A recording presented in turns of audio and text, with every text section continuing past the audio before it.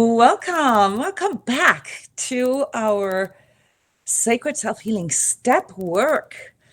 Yes, it's been a while since we've connected with the steps and the community life.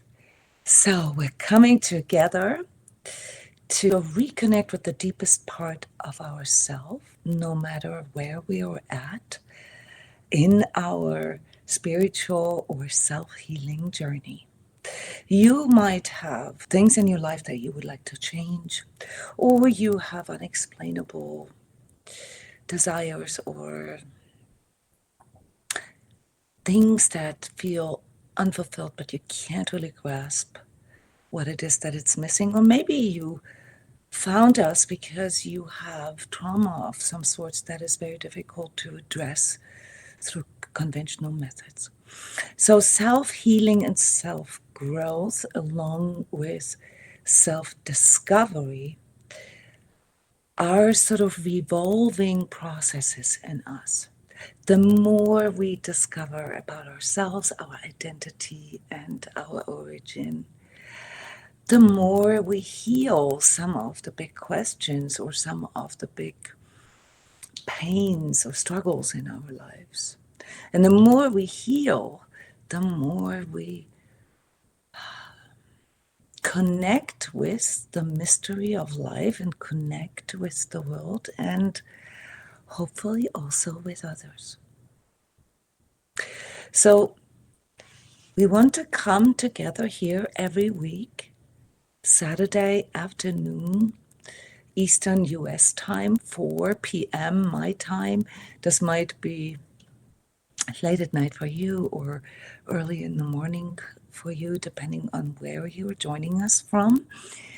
Yeah, so welcome. We're going to do this every Saturday. The next couple of weeks, I might be a few minutes late simply because we have a spiritual initiation session right beforehand, and sometimes we have to wrap this up. We can't really do this on the clock. So a few minutes extra time for you to gather here and work out your video and audio settings, because this is supposed to be a workshop and not just a lecture. Step 1 in the Sacred Self-Healing Training course or program is designed to connect us with our heart. Now, the heart obviously has a physical function, but as many of us also know, has a spiritual function. And spiritual, we're going to learn to define all these words like inner divinity, true self, spiritual, energetic, and so forth. But I want to just real quick clarify that spiritual just means that there are functions or faculties in the unseen, beyond the 5 senses that we have. It is something that we all encounter, that we all experience in our life, but not necessarily know how to work this.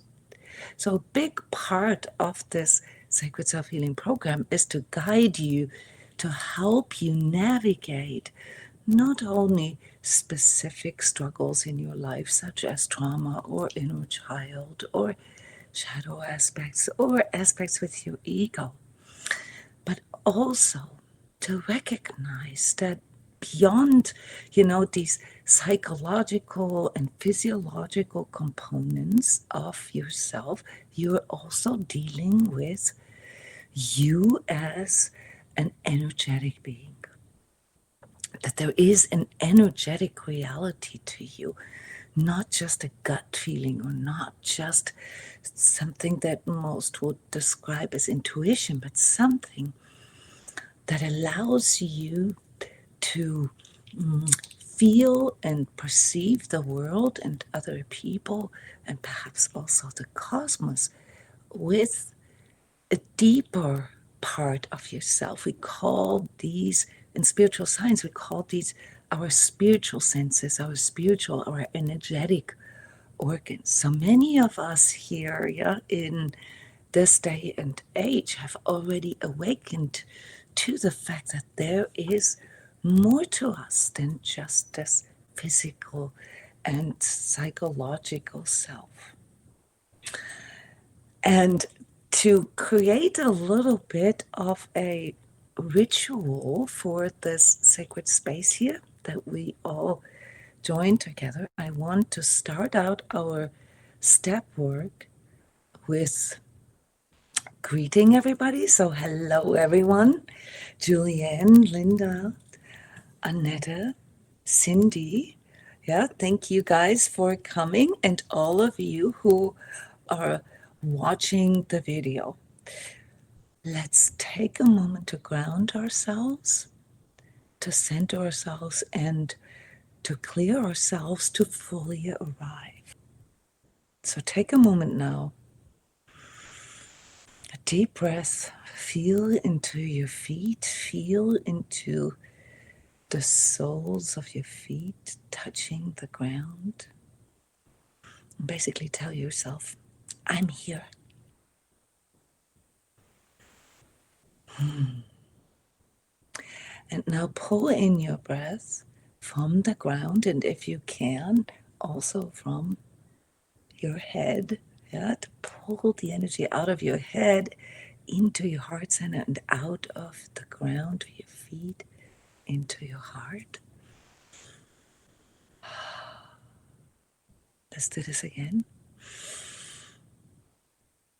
And then release it sideways. Let's do this one more time.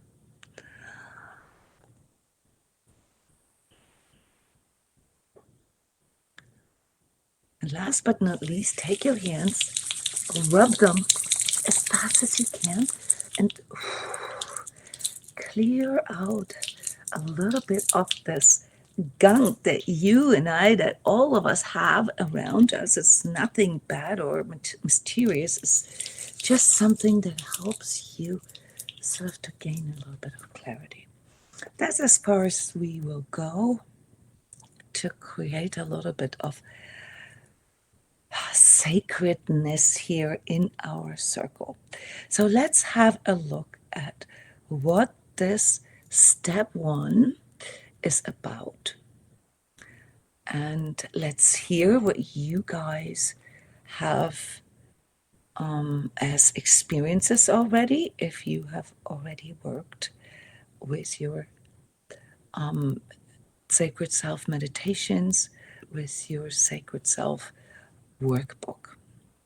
So I'm not going to show the workbook here, but I'm going to show you in a few moments the handout that we have for the meditation. The sacred self-healing steps each contain or consist of an online workbook. Yes, that is new. So before we've had the PDF sent out by email. This will shortly change. We have this here on our Sacred Self-Healing community where you can access your workbook online in form of lessons. Yeah, where you read, where there's maybe a question, where there's maybe an assessment or homework, or just asking you, to do certain things. For example, listen to the meditation that you can also download from there, and that you can also play from there, yeah, until you're ready to move on to the next step. Here today, I just want to briefly mention that when we talk about the Sacred Heart, we are not talking about some fluffy new age kind of thing. We're actually talking about something that exists in this energetic reality that I just talked about. And if this is a little bit too woo-woo for you, then just ignore the fact that the Sacred Heart is actually a field, yeah, an energetic realm of itself within each and every person. Yes, each and every person has that.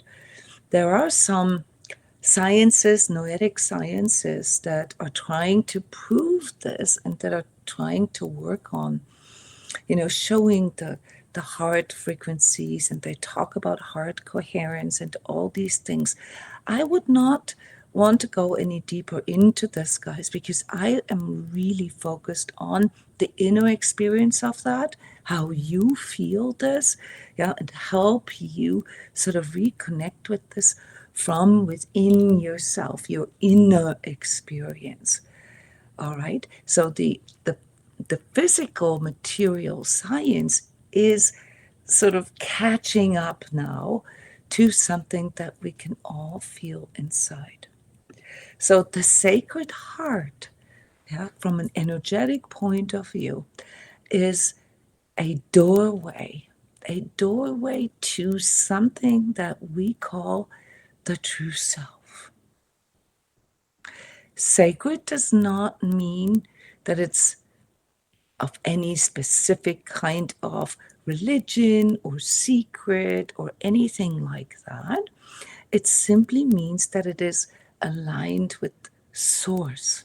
Yeah. So whatever it is that you define as the source of all existence, yeah, higher power, that is what sacred means. And we as humans have in our history have always sort of created sacred spaces.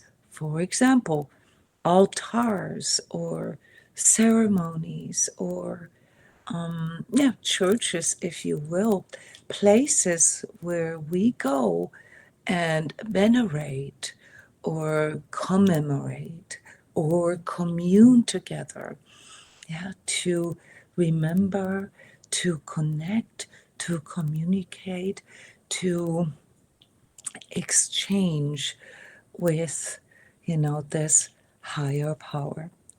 This can also be done on your own, so you don't actually have to go to sacred places or ceremonies anymore. We can all do this at home. We can create a little altar, or we can simply just light a candle. We can simply just have a book or a journal, or I don't know. I have like pens that are sacred to me that I write with when I really want to connect with my deeper inner guidance. Yeah. I can create sort of a certain ambience. I like listening to music. I like looking at paintings. I like visiting sacred sites and relish in the memory of that. Yeah, places where, and it doesn't matter of what religion they are, but places where people from all over the world, for maybe hundreds or thousands of years have gone or traveled to, yeah, to commemorate, to venerate, to communicate with source. I like, bringing in the memory of that, if that is something, that you have done as well. I think we all know sort of what the sacredness of certain places can feel like to us. So sacred, and therefore not just a sacred heart as sort of your inner temple, your inner altar, yeah, as a place. I really want you to start looking at your sacred heart as a place or a space within you, yeah, like your inner altar.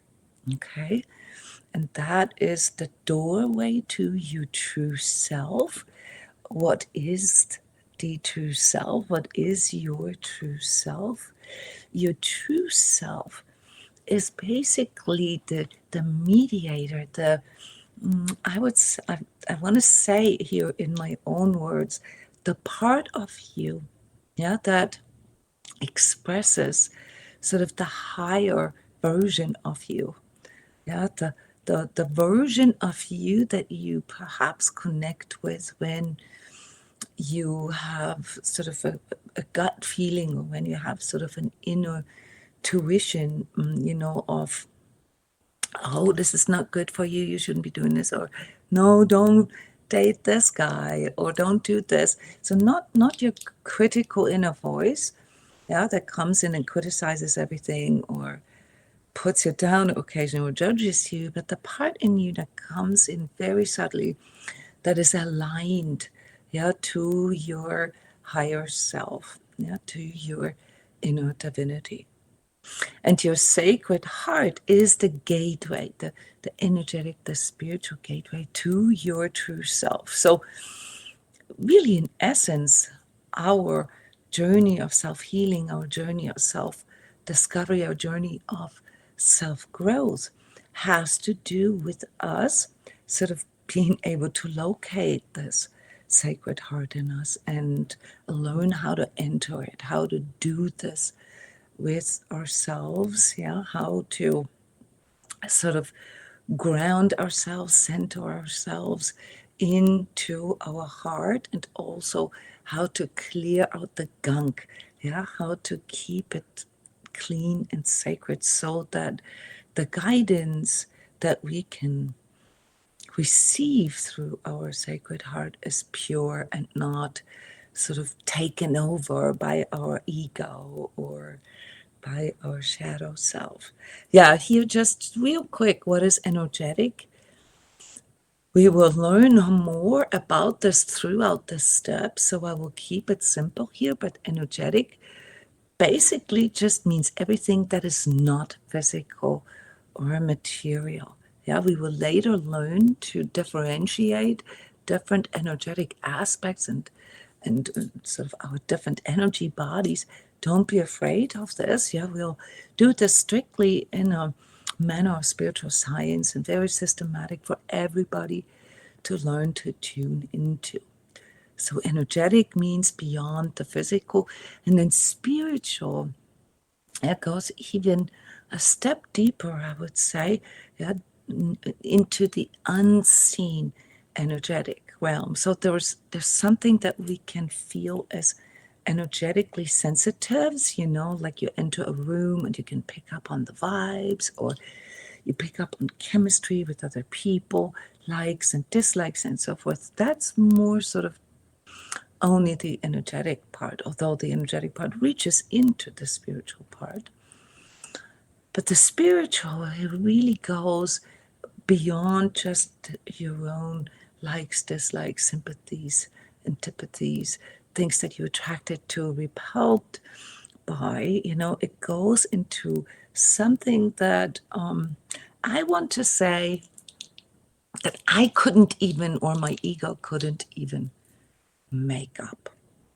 All right. So this here, just for us to classify some of the fundamentals. Yeah, some of the fundamentals of, you know, what is energetic, what is spiritual, what is our true self, what is our inner divinity. Yeah, and in our next step, we get to, well, what is it not?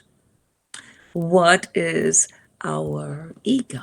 What is sort of the adversary of all this? What in us works against this, and why? Now, if you found the sacred self healing through spiritual science or through AA, then you will find that these 24 steps here are also aligned to the teachings of the Big Book in AA, the Course in Miracles, and the anthroposophical spiritual science lessons from Rudolf Steiner. So we are bringing together Eastern and Western, but primarily Western spiritual traditions here in the Sacred Self Healing Program, yeah, that allow us to discover, uncover, you know, these aspects of our sacred self, yeah, without, you know, a terminology that makes it difficult or separates us, or yeah, that needs to be somehow qualified for. So there's no qualification, no previous knowledge, nothing needed other than the understanding, yeah, that there is a sacred self in you, that you have a heart, that you're not just your physical body, and that everything that you experience as struggle or pain or strife in your life is really, you know, sort of a disconnect from your sacred heart and your true self. And in this very first step here, yeah, the workbook and the meditation, we are basically just wanting to experience or maybe build a new reference feeling for what that could even feel like when we are connected with our sacred heart. Any questions so far on the video? I have a question, Jona. Yes, please go ahead. Because, I have nearly always felt that my sacred heart was a little to the, it's not quite in the middle, it's a little shifted to the left. And Interesting. yeah, and sometimes I have felt, no, you have to push it a little into the center. But then I have thought that maybe because of my scoliosis, it's it's a little shifted to the left. I don't know, but It I is have possible always, that your perception, of sort of what we feel like an inner coordinate system, or, yeah, straight or center, might be a little bit off because you have scoliosis from birth yeah, on. Yeah, I mean, for example, I have friends, I have members here who have their physical heart on the right side. yeah, It's very rare, but when we have these kind of physical or genetic conditions, it is possible that some of our descriptions, of where we feel things or how we feel things, um, deviates, that it's different from how other people perceive that. But, mm, my personal answer to you, Annette, is that these things are not so relevant, because after all, we're not really talking about a physical reference feeling. We're talking about an inner no, experience. And the Sacred Heart, and especially the meditation that goes with it, is supposed to help us sort of locate it, no matter where you find it. If you find it at the tip of your nose, so be it, to find it, to find the doorway, to find the entrance, if you will, and then to enlarge it. Yeah, to breathe into it and to make it larger and larger. So this is really the task here, yeah, is to recognize that when we are dealing with these unseen qualities of ourselves, yeah, these what we call energies, yeah, that it is more about sort of creating sort of something that can expand beyond our physical boundaries. So instead of you focusing on pushing it mm, around, making it 100% centered, okay, I would much rather want you to focus on maybe visualizing and also breathing into your heart field, so that that sacred space, yeah, that inner sanctum that you are creating there, that becomes bigger, that it mm, becomes sort of more enlivened through you. mm, Do you understand? Kind of yeah, like yeah, an inner balloon, yeah, that we yeah, blow up through, just really tuning in with us. And when you have a really, really big balloon, it doesn't matter anymore where its, no, no, center is. Yeah, the main, so the goal is to have a little bit of a reference feeling for this inner place in us. Yeah. And Okay. the way we experience it, Annette, is very, very individual. Yeah. Yeah. I feel it a little bit like sort of as in the pit of my stomach. Yeah, if I can feel into it in real time, like just right now. That's kind of like the lower boundary of it. Yeah, so I can feel it a little bit in my stomach region. Okay, and when I focus on it and when I breathe into it, yeah, I can feel how it kind of oscillates. Yeah, a little bit it vacillates, and I can make it larger. So I would much rather want all of you guys to focus on that rather than, like medical doctor on an x-ray trying to find the exact position. Can you feel the difference when I say that? Yeah, it's more Yeah. about really the feeling. But it's a great Thank you. question. Thank you for asking that. So in the workbook, here only sort of as a summary, you're seeing this right now, right? The meditation for the Sacred Heart. You're seeing the slide for it, right?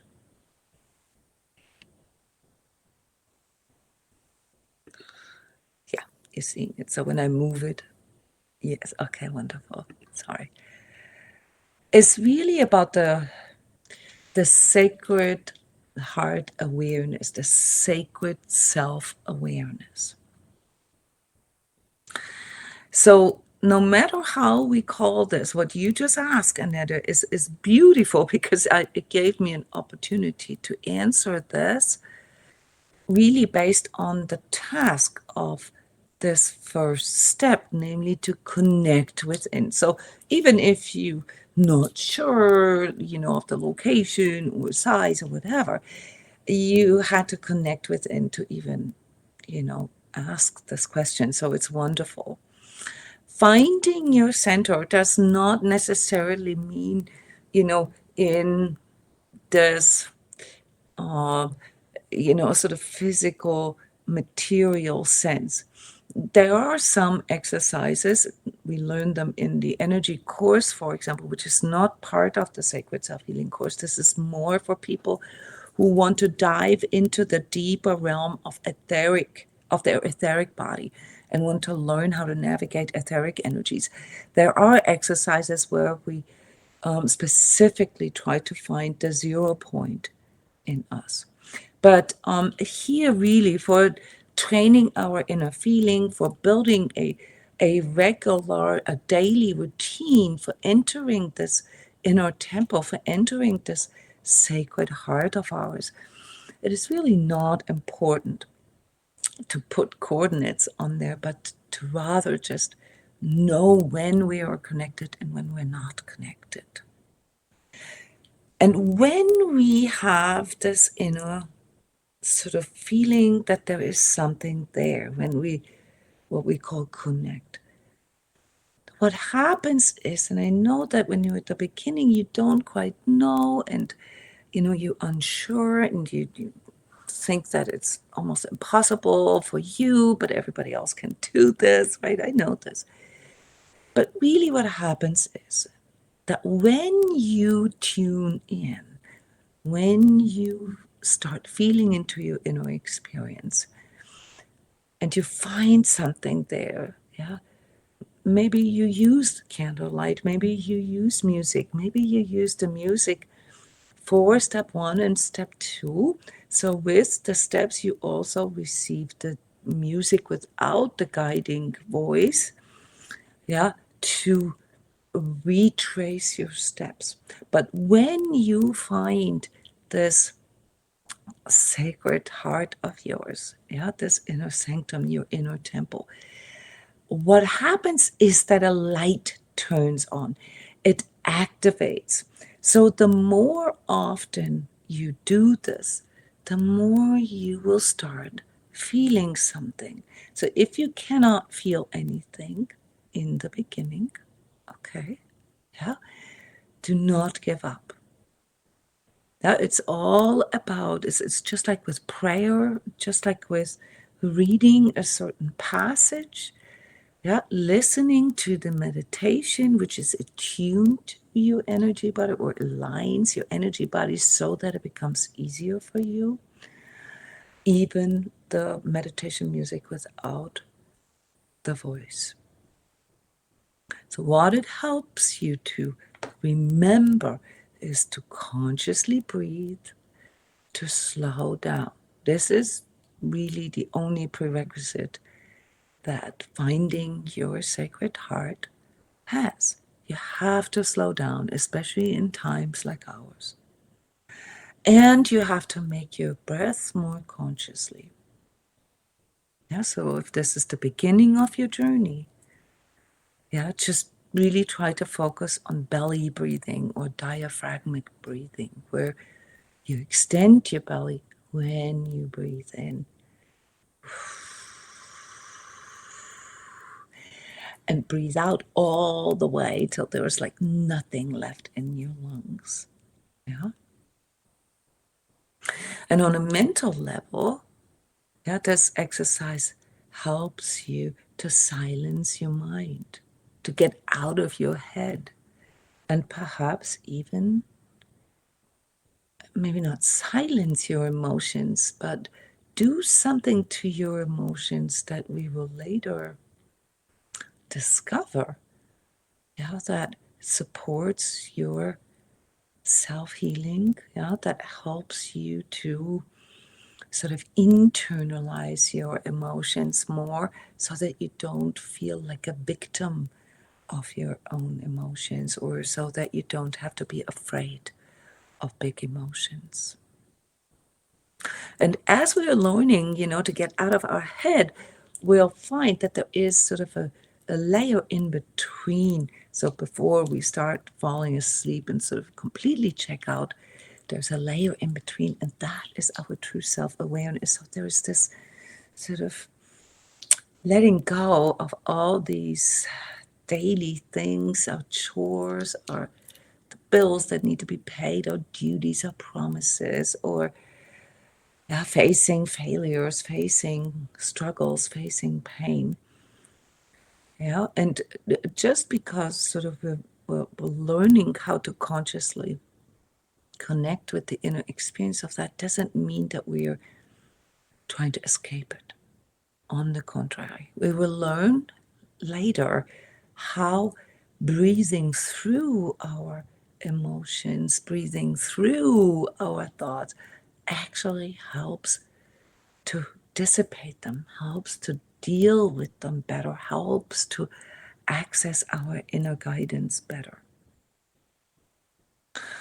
And last but not least, there are the spiritual and the energetic aspects. So spiritually, we are, starting to tap into this higher self and the higher power, our inner divinity, yeah, that lingers or that is sort of encoded in all of us, yeah, in the beginning, only through perhaps feeling the sacredness of this inner space. Later, you might even be able to connect with something like a spirit guide or nature or the cosmos or the planet itself, Gaia.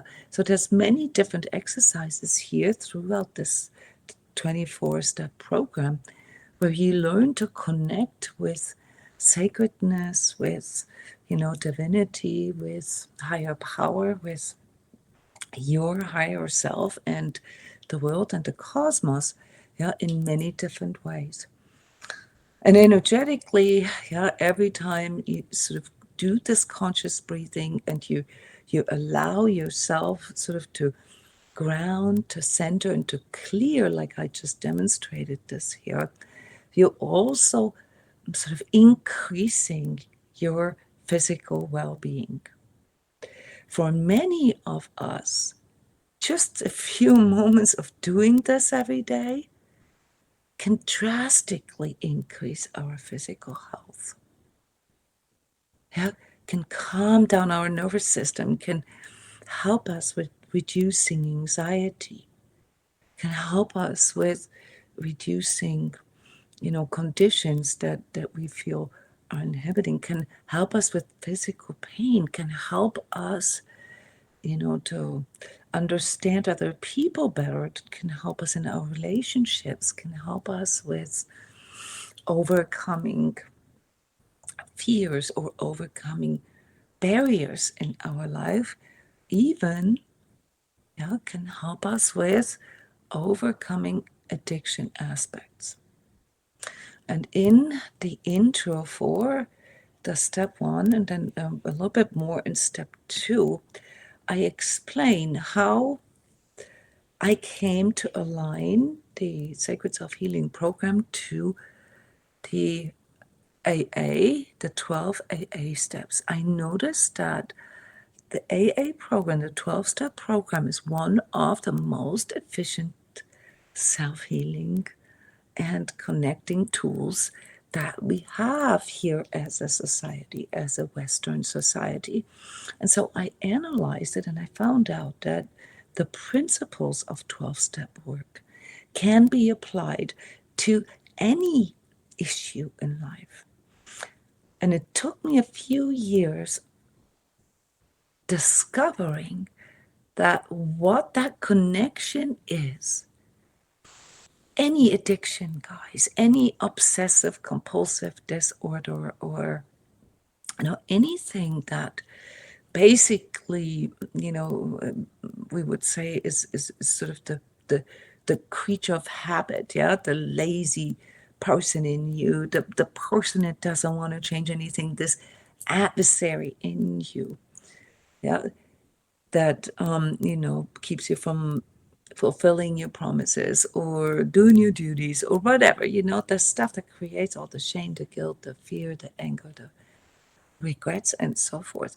That if we address this, regardless of how a person chooses to cope with their problems, with their strife, then we could literally say that this is our ego, that this is a part of our lower self, yeah, that we all have. And so you've probably heard me say this before. Here within the Sacred Self Healing Program and our communities, I see the ego, yeah, this lower I, this where we are not fully sort of tapped into our higher faculties, as an addiction. I see it working in us energetically and spiritually, just like an behavioral or substance addiction. And therefore, I chose to align the Sacred Self Healing Program to the 12-step program so that it can be used in AA meetings or healing discussions and so forth. So, the art of transcending the ego and its addictions, that is basically the main lesson here for the step one. Yeah, removing that which is in the way of our sacred heart connection. Well, through reconnecting. Our heart is the gateway to our true self, showing us the path to reclaiming our higher power. And in 12-step and AA terms, that sounds like this. We've admitted where we were powerless, that our lives had become unmanageable. In other words, that we have issues, yeah, that we, with our normal ego's way of thinking, cannot resolve. Do you guys know what I'm talking about? Are there things in your life that you cannot address with your, or that you cannot make go away, or that you cannot change Yeah, just simply with your normal way of thinking and operating. Anybody?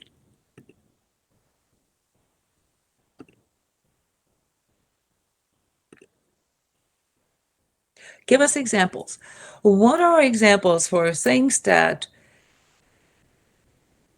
we have identified or can identify, sometimes temporarily, sometimes chronically, but that we can identify as unmanageable? What are typical examples? I give you one for myself. Typical example for me. Okay, Cindy, you say you're thinking. Okay, this is a tough nut to crack because we have to think. Yeah, thinking is a wonderful tool, but there's something about our thinking. Can you be a little bit more specific, Cindy? What kind of thinking? More specifically, my stinking thinking, inner negative talk, inner negative sentiments. Okay, that's a specific kind of thinking. That's a negative thinking. That's sort of the naysayer in you. Yeah, yeah, Yes. you named it, the negative inner self-talk, or also called the critical inner voice in sort of more clinical speech. I have found that it is not just the negativity of my thinking, but that it is sort of the obsessiveness of my thinking. Yeah, so that it just keeps going on and it just that doesn't stop. It's like a water faucet that doesn't stop. Yeah. And that can be quite overwhelming.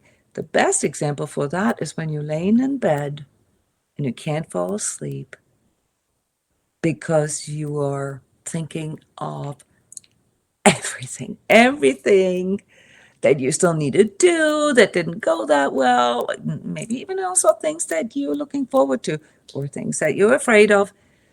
Obsessive thinking. Yes, especially in times like this where we have a tendency to get stuck in our heads, in our thinking. What are some other examples? I was thinking of my family, so the karmic family setup. That's unmanageable to me. So family stuff, family. Yeah. Okay, Yeah. it's unmanageable. That's Okay, yeah, and you've that's tried all different ways and you've come to the conclusion you don't have a solution. Is that what you're saying? yeah, yeah, Yeah. like that. Okay. And that's something that's unmanageable in my friends and people that I choose to be with, and that is fine because that just flows and it's a dance and it's an interaction that I choose. But with the family stuff, to me that's unmanageable.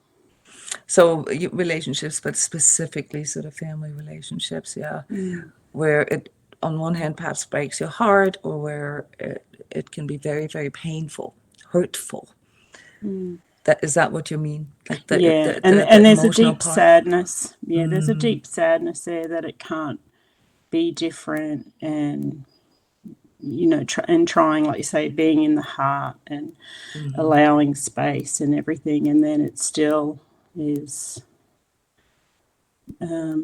as it is, and that comes to me with an acceptance of allowing it to be as it is, of course, because over the years, breadcrumbs, and to me that's been a big learning curve.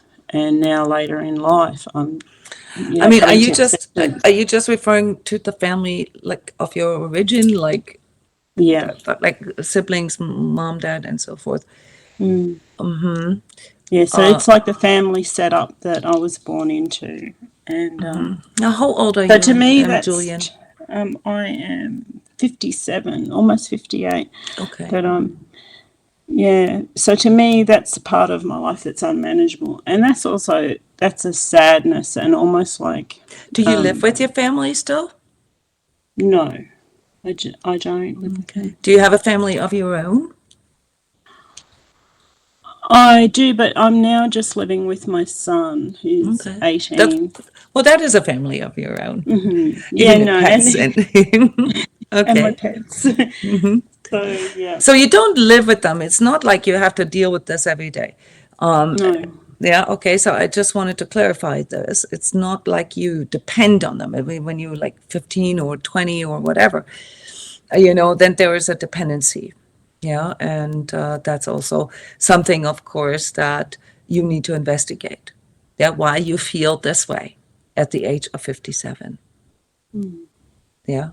Yeah, and it's allowing and letting go, and it's fine. But that was part of my life that was unmanageable. When you ask for an example of something that's unmanageable in my life, is the first and foremost for me comes forward as family. So it's actually the sadness that is unmanageable for you. Yes, The sadness that it isn't different than how you want it. yes, that's it. Yeah, and that also comes from also years of thinking about that loneliness, that being alone, that being separate from Okay. everything. So that was a theme. So no, like away from family. Okay, I like that better Yeah. because at 57, I have a little bit of an issue with that being unmanageable.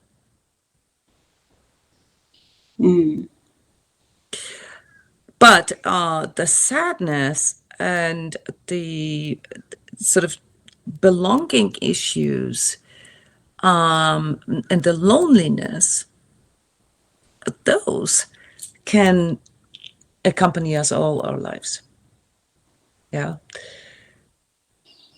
This was a little bit of critical or critique here from me, Julianne, because when we are grown-ups and when we have our own family, there's got to be a point where we got to really let that go. Yeah. Oh yeah, absolutely. And I have. Yes. Everybody's family is perceived as unmanageable. Yeah. And that's Yeah. why we move out and that's why we let go in our early 20s. Of Okay. course. Yeah. Yeah. So, but when you're referring to the feeling of not really belonging and feeling lonely, that is an important part of our sacred self-healing journey. Okay. The same would be with other, just to shift away from this now, other examples such as fear. When you're experiencing something that is really, stressful for you, that is really sort of life-threatening, perhaps. Yeah, like you're sitting in the middle of a hurricane and you don't know if you're going to survive this, or your child or your pet or is going through life-threatening situation, and you don't know what's going to come next, or you just lost a job, or you just getting divorced and you don't know what's coming next. You can't really deal with sort of the unknown of the future. Those are all typical examples that are unmanageable for every person. Yeah. Obviously, there's situations in everybody's life that we learn to handle differently. So, for example, money problems, health issues, relationship issues. Yeah, we can all, of course, experience this individually. And my take on this, and this is what I'm trying to get across here with the Sacred Self Healing Program and these steps that we can all use sort of as tools for overcoming, sort of this attachment, this addiction to our ego ways of thinking, ego ways of emoting, and ego ways of identifying, is that we use this as sort of a way for us to simply admit to ourselves that whatever it is that we want, whatever it is that we cannot have, whatever it is that we are afraid of, whatever it is that is sort of looming or coming in through the unknown future, whatever it is that we have to master, that we have to go through with our personal sort of what we experience as a challenge. Okay, that if we remember that there is a higher self in us, yeah, that there is sort of a higher power in us, yeah, and that all we really need to do is to tap back into it, that we just have to sort of, just like in ancient times where people would go into the temple, and pray to the god of this or that, to help them get through a certain challenge. This is what step 1 is about. To remember, yeah, to enter your inner sacred place.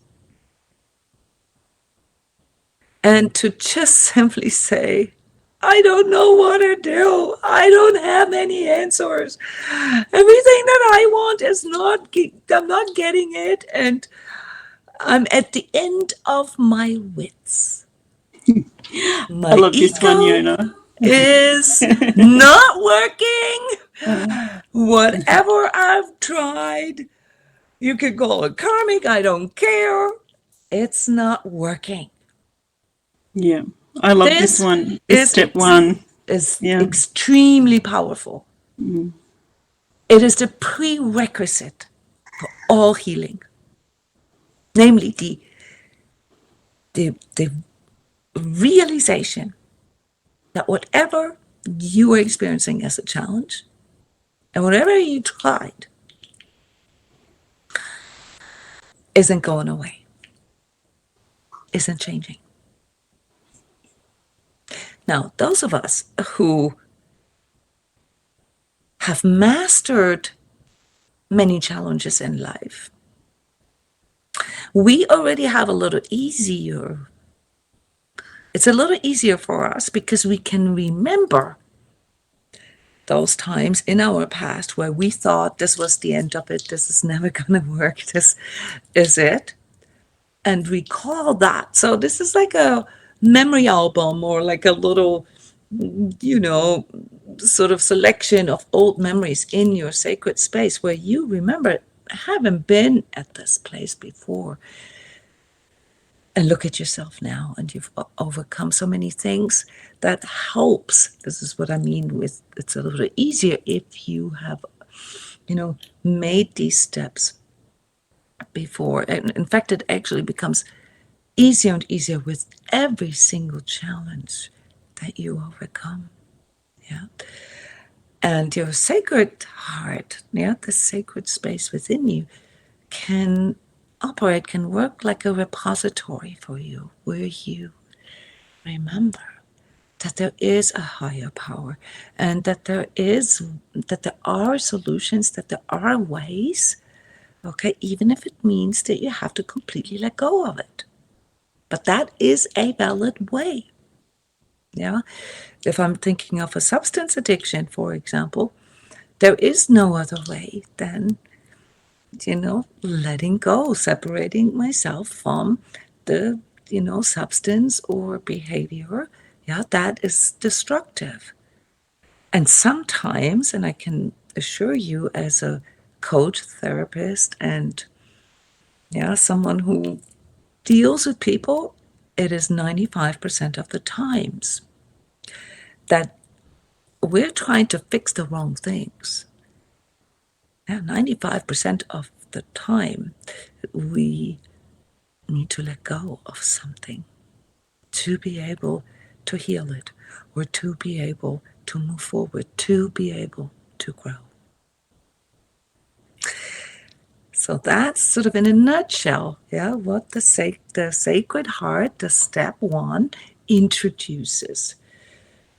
In a very soft way. It's my voice guiding you, basically taking your hand and guiding you into this soft inner place of yourself.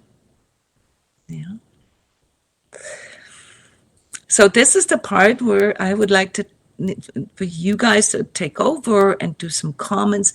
Those of you who know the meditation, what does the meditation do for you?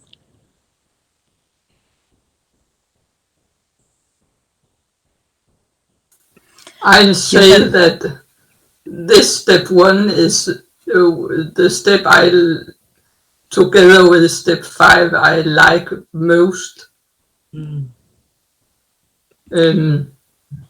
It's so, it's so soft and so,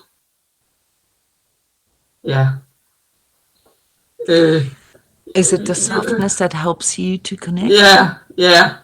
And I remember, not quite, it's many years ago, but taking my hand and supporting, it was the support. I think it was what helped me most. Yeah. Sometimes that's all it is, isn't it? If we don't have a person in our life, and even if we do, sometimes it is not up to them. Sometimes all we really need is this feeling of, or this place where we can feel supported and reassured. Yeah, I'll just add, I agree with Annetta. It's, for me, this step 1, even years ago, I remember when I first listened to it, the feeling of love. I thought I'd already opened my heart to love, but when I first listened to this step, I just went wider. I could just feel it. And then after that, it became a go-to, and it still is. If I'm feeling lost, like you just said, especially when I first ever heard this step, when I'd be having those moments of, I don't know what's going on, just being able to play that step, and then it just would recenter and bring me back and be able to breathe and just create that space. And it really is a favourite step. By the way, here, Cindy, I didn't see, no, it was Julianne. Yeah, how you said that, a few minutes ago, that, this feeling of powerlessness can also come about by just observing yourself, how you yourself react to certain things, right? Where you say things or where you do things that you then later regret or judge yourself for. This is, like these kind of things can also, require us, to go into this soft space, and sort of declare our intention that we want to change it, and that we're not really in control of it. Yeah, instead of insisting that we are right and that we have to know the answers, and there's only one right way and everything else is wrong, right? This is kind of like where we all get caught up in. But in reality, like you guys just said, it's about the softness, it's about the reassurance. It's about knowing that there is a place where, we are being caught, where we can let go, where we can be safe. And that place, guys, is inside of you, inside of each and every one of us. And we forget that. So enjoy the meditation for this step 1. I'm going to post this with the recording here, and enjoy our daily Sacred Self online meditations here in our community. So go to my website. If you still haven't found the community, go to my website. There's a big button, and also like on the upper left, you can enter the community there. It's free for everybody. Yeah, and I've decided to do these step work meetings also available for everybody, even if you don't have the step. If you want the workbook, the actual online program, and the meditation, you have to buy the 24-step program. You can find that on my website as well. So, yeah, thank you so much for coming to our first step work. I would love to go a little bit deeper. So today I had to do a bit intro work. Starting next week, I'm going to pick a passage from the workbook, and I would like to discuss it with you. Yeah, today we've, gotten all the way to recognizing when in our lives we are powerless, or when things become unmanageable, and that is really the kind of situation where we need to know where to go. Thank you so much. And if you have the time, tomorrow on July 20th at 10 p.m., I know it's probably the next morning for many of you, we have the free Connect with Your True Self workshop, the monthly workshop that I'm now doing for over 13 years every month. Yeah, this is a worldwide event. You are more than welcome to join. Now just use the RSVP so I can send the instructions to you. Bye-bye, everyone. See you next Saturday.